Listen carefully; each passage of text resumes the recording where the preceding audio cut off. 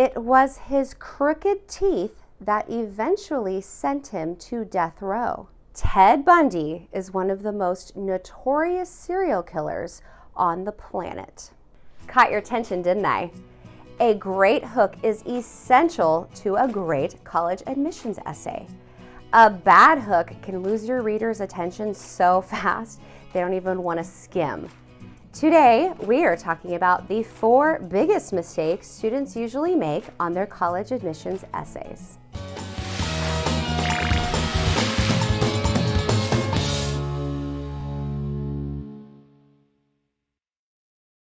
I do want to acknowledge that I'm going to use this example essay and that on the surface, it looks a little dark. Like people are, really, you wrote your admissions essay on that?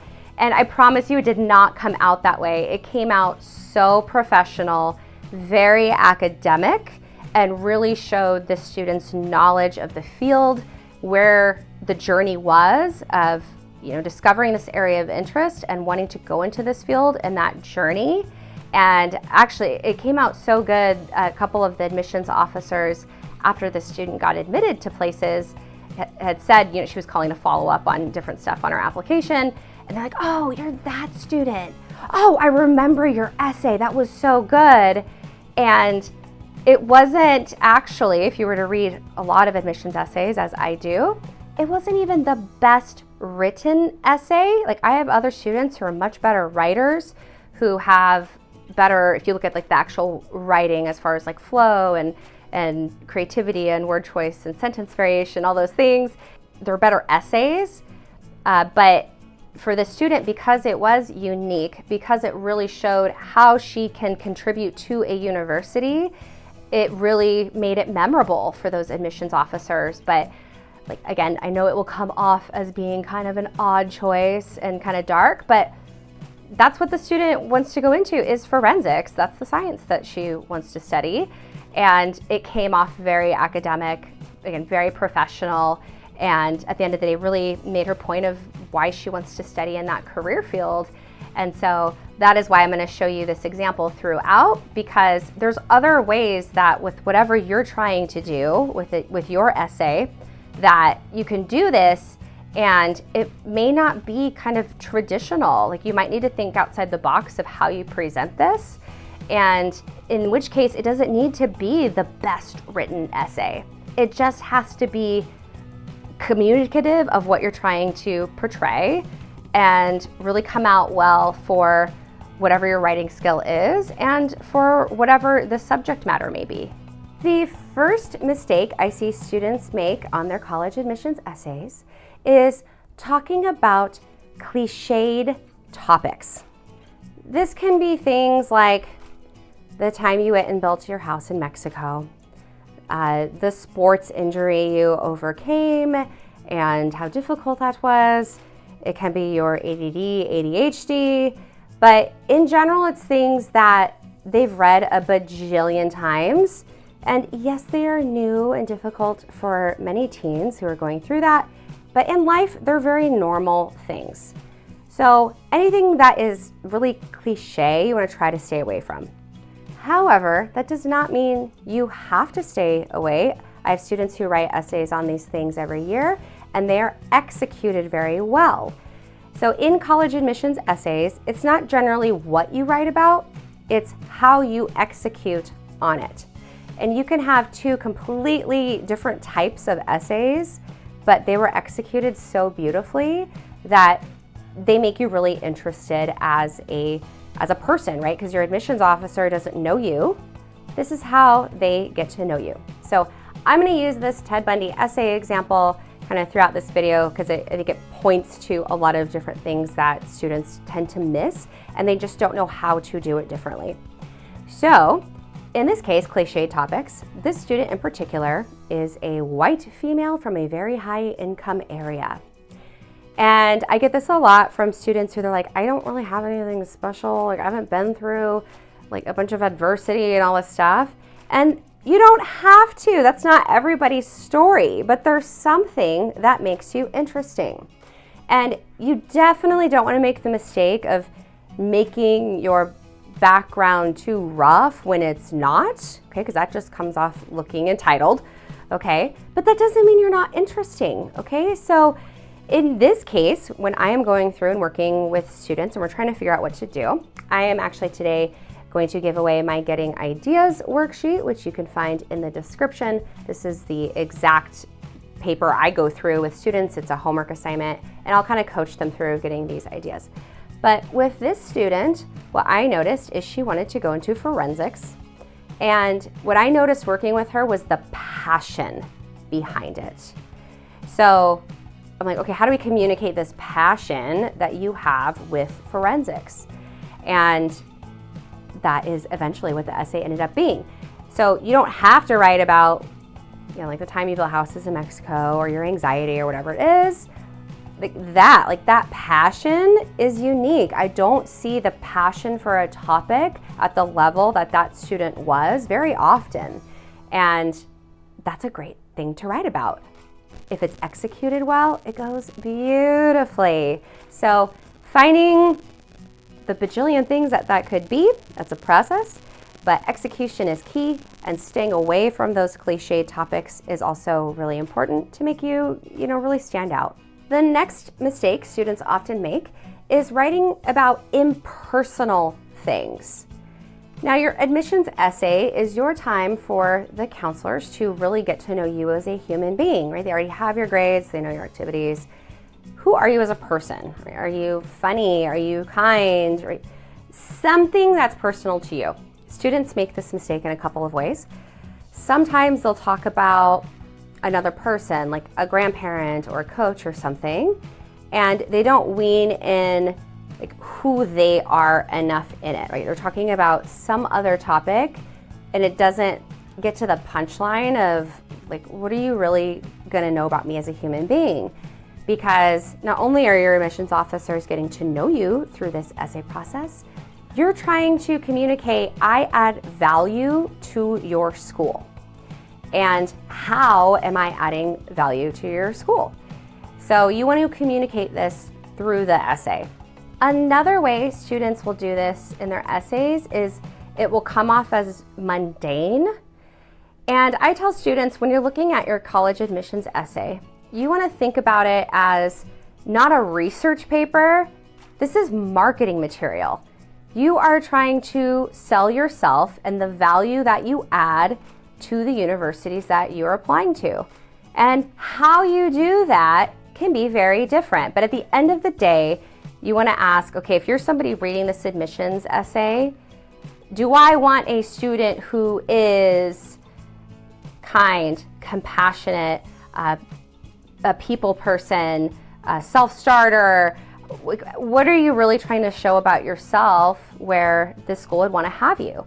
And if we look at our example essay, this student originally, when the essay came back to me, it kind of was like, yeah, I really like forensics, and then I went to this forensics camp and I liked the camp, so I think I do want to study this.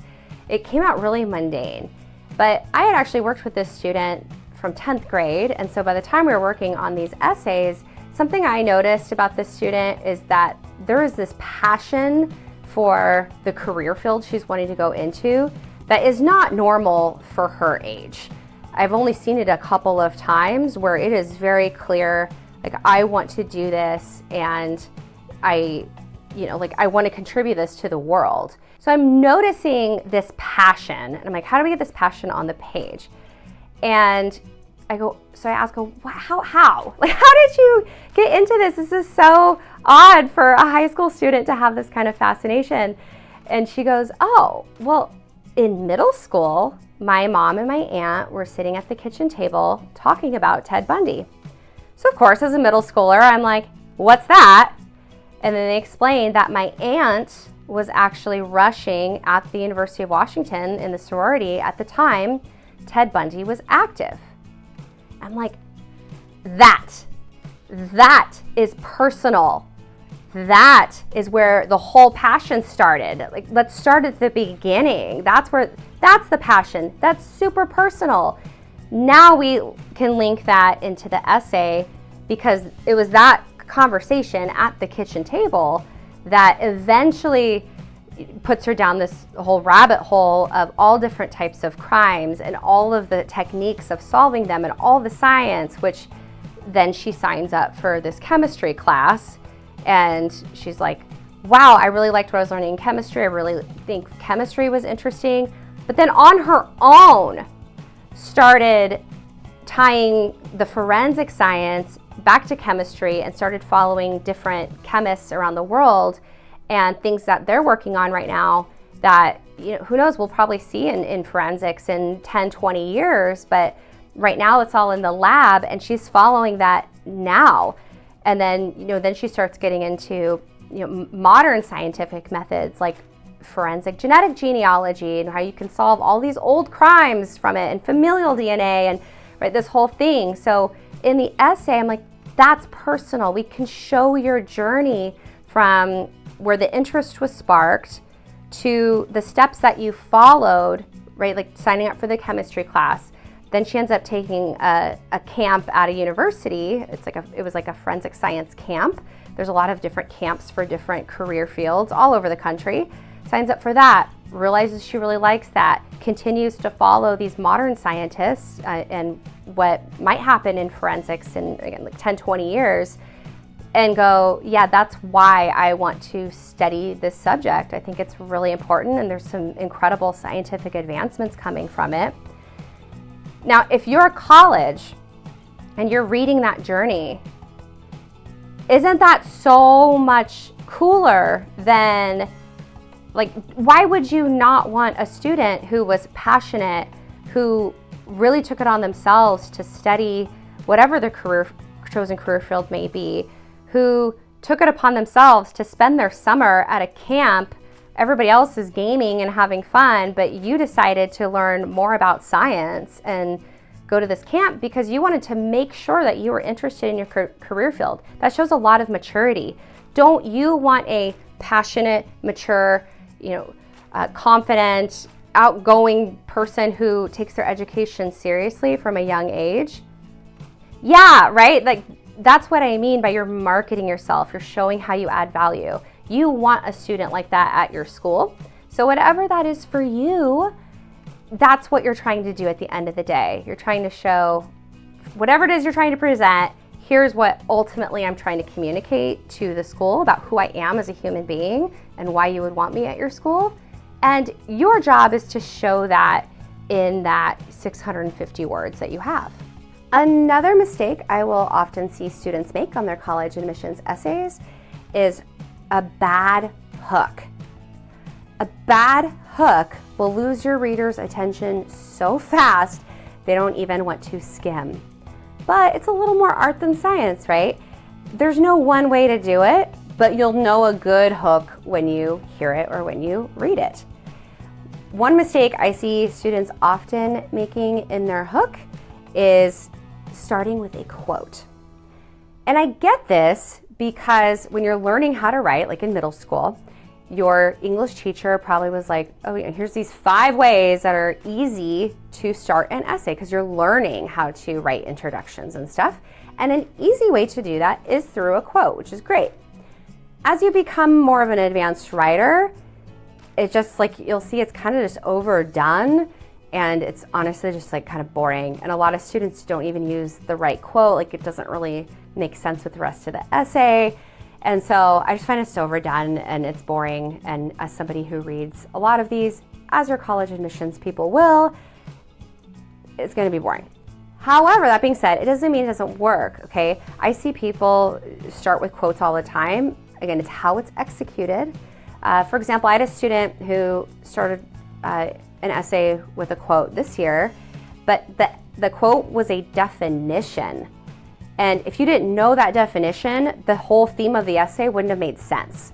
So it was opened with the quote, with the definition, and then it was like intertwined throughout the essay. It came out really well.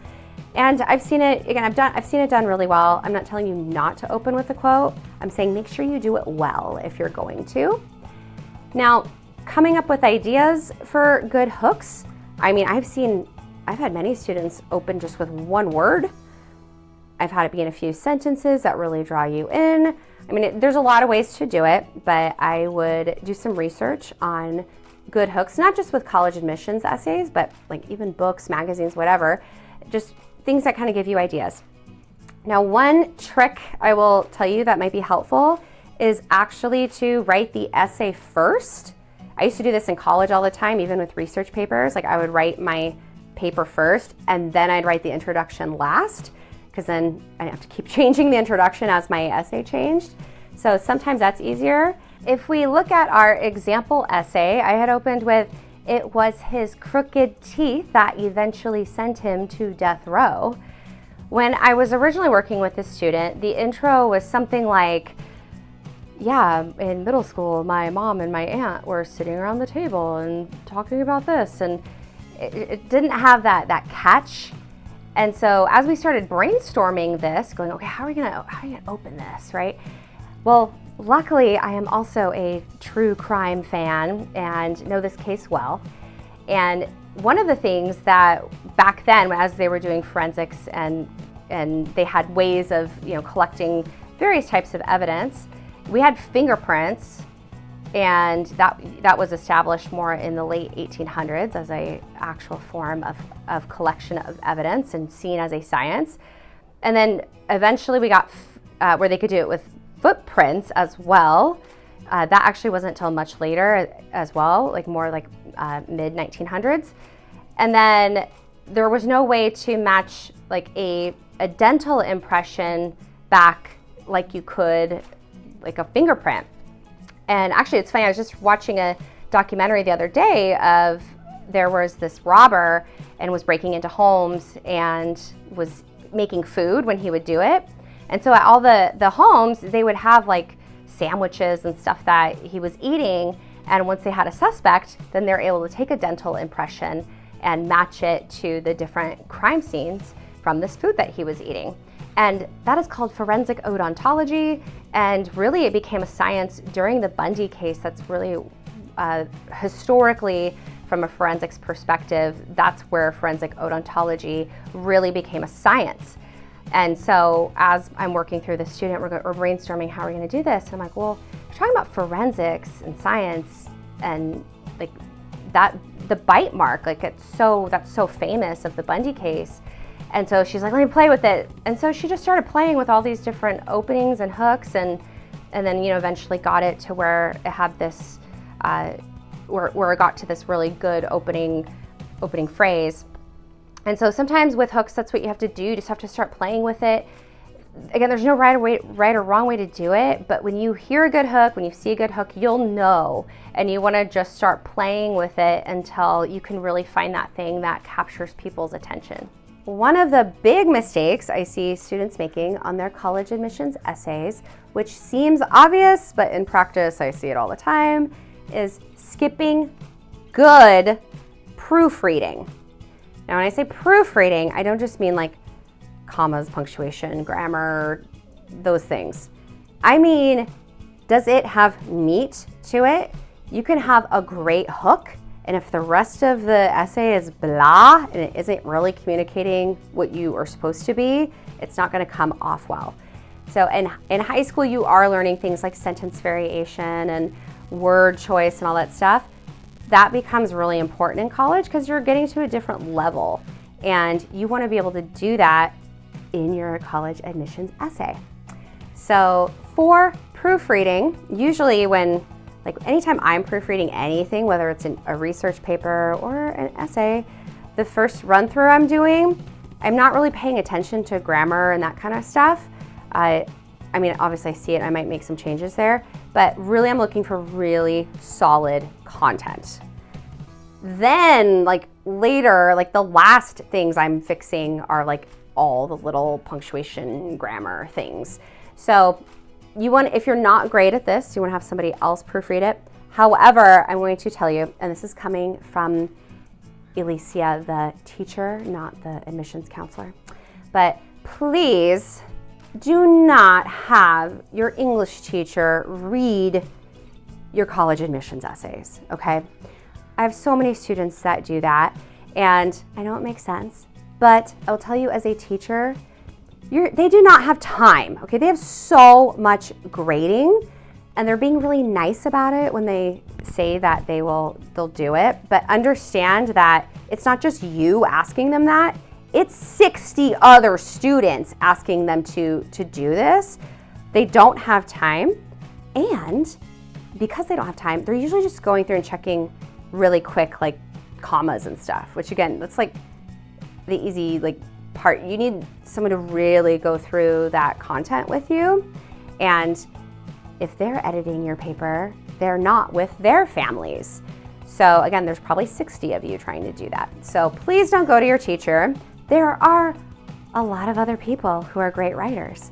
So like the library usually has, they have like a steady time that a lot of librarians will do that. Even your neighbor, it could be like an older sibling or a friend's older sibling. There's a lot of good writers. You don't need to just go to your English teacher. So something like that. The other biggest advice, and I'm telling you, this will change your writing, and I know it's gonna sound silly, but when I was in college, one of my professors that made me write a lot, her advice was to read the essay out loud. If you read it out loud, there's things when you're proofreading it, or even somebody else who's never read it is proofreading it. When you see that, right, sometimes because you know it's your own writing, you will miss like certain word choice, you'll miss sentence flow and structure. There's all these things that when you're reading it, like your brain doesn't grab it. When you read it out loud, you are going to hear all the things. So one of the things I would get as feedback from my professors all the time was like, your essays read so fluidly. Like they just twine in. And I'm talking even like research, but even like my master's thesis read like that. And I'm like, I read my 75-page master's thesis out loud to myself so many times, I can't even tell you, okay? But every time I would catch like, oh, that sentence doesn't flow quite right. Oh, that word's not quite right? Things I didn't check, I didn't see when I originally went through it. All because my professor gave me that tip. So that is a really good proofreading thing that I would recommend for your college admissions essays. And of course, all through college, because it's gonna make you such a better writer. If you want to learn more about writing great college admissions essays, you can like and subscribe to my channel. I'm going to be posting all kinds of great stuff about making your college essays the best that they can be. And today I'm also giving away my top essay tips, where I'm going to go into a lot more detail about not just the 4 things covered today, but all kinds of lessons I've learned after working with students for many years and reading a lot of admissions essays. So if you want that, you can grab that in the description, and hopefully it will help you learn all kinds of things you maybe haven't thought of that will make your college admissions essays stand out.